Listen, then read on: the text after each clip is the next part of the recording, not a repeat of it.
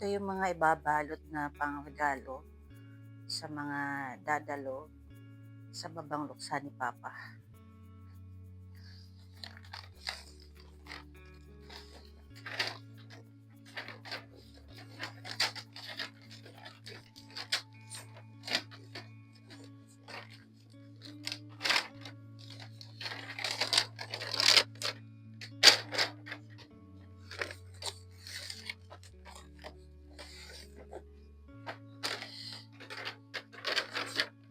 Lalagyan ng isang lata ng beer.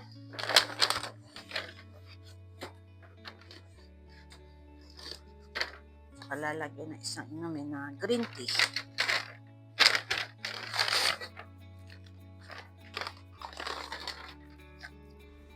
Dito kasi sa Japan, kapag nagbabang luksa, para ka ring nag-umpisa sa burol, parang ganon. Pero, pag umuwi naman yung mga babang luksa, kailangan meron kang ibibigay sa kanilang pauwi. Kung ano yung binigay nila, abuloy, at least kalahati nun ng presyo na ibibigay mong regalo sa kanila.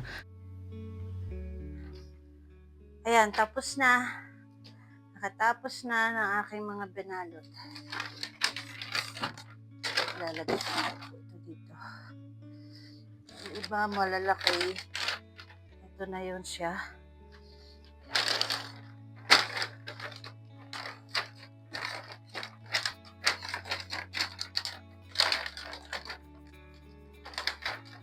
Napunit pa nga po yung isa.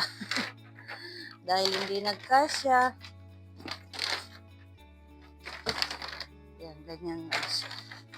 Ganyan lang.